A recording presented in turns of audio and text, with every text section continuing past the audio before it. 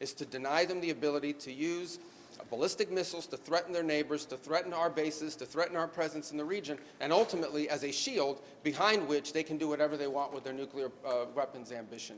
We were not going to let them hide behind that, and that's why this was such a critical mission to undertake now while they were at their weakest point, and not a year from now where they could inflict even more damage and perhaps already be behind that point of immunity. Go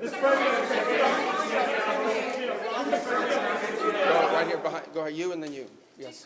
Your critics in Congress have said that they should have a role, they should be able to weigh in here, and there are going to be war powers resolutions votes in Congress later this week. Why not notify Congress ahead of this, and does Congress have Well, we did. We notified Congress. I mean, we notified the Gang of Eight. We notified congressional leadership. There's no law that requires us to do that. The law says we have to notify them 48 hours after beginning hostilities. We've done that. I think the notification went today. But we did notify members of Congress in advance. But we can't notify 535 members of Congress. Vote to authorize the war. Well, the Congress can vote on whatever they want, but there's no law that requires us to do that. And I want to say something because I see people on TV. Look, that's fine. If they want to take a war powers vote, they can do that. They've done that. They've done that a bunch of times. But there's no, people keep saying that there's no law that requires the president to have done anything with regards to this. To begin with, no presidential administration has ever accepted the War Powers Act as constitutional. Not Republican presidents, not Democratic presidents. That said, we have followed the notification at 48 hours.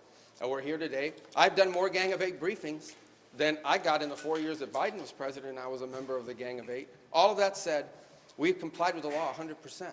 And we're going to continue to comply with it. We've done the notification, and we officially to Congress, but we did notify members of Congress. We just can't notify 535 people. That's not possible, but we did the Gang of Eight twice. I briefed them last week, and then I called them the night before the operation. Can you tell us what you know, Mr. Secretary, or the administration knows about the strike on a building in southern Iran that the Iranians are saying was a school, reports of large numbers of civilians, including children killed? Yeah, I've seen those reports. I would refer you, not because I'm not trying to answer your question, but I don't want to get it wrong. The Department of War would be investigating that if that was our strike, and I would refer your question to them, and I'll make sure they're aware that you have that question. But we'd like to know. Well, clearly, the United States would not deliberately target a school. Our objectives are missiles, both the ability to manufacture them and the ability to launch them, and the one-way attract drones. That would be our focus, and that's what we would be focused on. We would have no interest and, frankly, no incentive to target civilian infrastructure. The Iranians are, on the other hand, targeting civilian infrastructure. You guys have seen it. I'm sure you've seen it. They're hitting hotels. They're hitting embassies. They're hitting airports. They're hitting oil infrastructure. Well, it'd be very tragic, but I can't speak to the details behind it because I just don't have it. It would be a tragic outcome if it's happened. I don't have the details as to what led to it. But what is clear is that the United States would not deliberately target a school. They are, on the other hand, deliberately targeting civilians, as you've seen, because you know why? They are a terroristic regime. They sponsor terrorism and they participate in terrorism. What's your message to Americans who are concerned about rising energy prices given the spiking of oil prices today? Yes, and we knew that going in would be a factor, and so we have a program in place that will begin to be implemented by Secretary Wright, Secretary Bessent. We talked about it last night, again, about this program. We talked this morning, and starting tomorrow, you will see us rolling out those phases to try to mitigate against that. Obviously, markets are going to be reacting to news about what's happening. And again, a reminder, think about it, okay? This terroristic regime, led by radical clerics, has the ability, potentially, to shut off 20% of global energy. That's the kind of leverage they have because of their Navy. We're going to destroy their Navy. But there is a plan in place. We anticipated this could be an issue, and Secretary Wright and Bessent will begin to roll out those steps starting tomorrow to mitigate against the impact that could have. I got to do this briefing, so I got a couple more. Yeah. Do you anticipate putting boots on the ground, and how long do you anticipate the conflict to last? Well, we don't. Let me say two things about it. Number one, the president always has the options to undertake whatever operations he decides to do as the commander-in-chief. That said, we believe the objective that we have set for this mission, which is the destruction of their ballistic missile capabilities, both launch capability and manufacturing, can be achieved without ground forces. Right now, we're not postured for ground forces, but obviously the president has those options. He's never going to rule out anything. But right now, our focus is on the destruction of their ballistic missile launchers, their ballistic missile stockpiles, and their ballistic missile manufacturing capability, as well as their one-way attract drones and their Navy, because of the threat it poses to global shipping. How long do you expect All right, I can only do one more. Right there in the middle. Yes, sir. Is there a diplomatic exchange going on right now between U.S. and Iran? Any exchanges whatsoever outside of No, not at this time. I mean, look, we always have people that reach out from inside of governments. You don't know if they're authorized to reach out or not. They're suffering a tremendous amount of damage. Honestly, again, I'm not going to give away the details of our tactical efforts, but the hardest hits are yet to come from the U.S. military.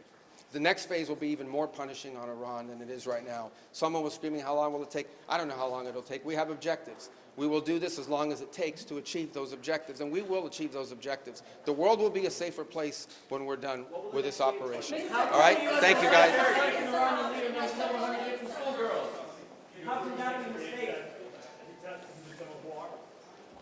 The United States military is undertaking a massive and ongoing operation to prevent this very wicked, radical dictatorship from threatening America and our core national security interests.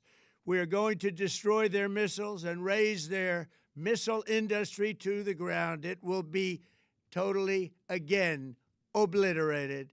We're going to annihilate their Navy. We're going to ensure that the region's terrorist proxies can no longer destabilize the region or the world and attack our forces and no longer use their IEDs or roadside bombs, as they are sometimes called, to so gravely wound and kill thousands and thousands of people, including many Americans.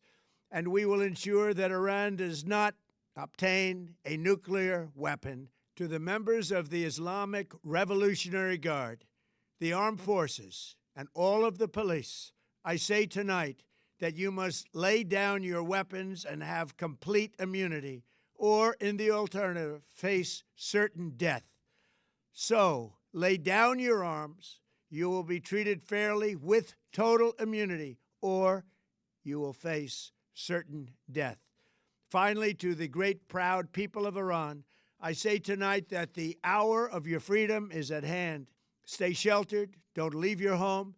It's very dangerous outside. Bombs will be dropping everywhere. When we are finished, take over your government. It will be yours to take. This will be probably your only chance for generations.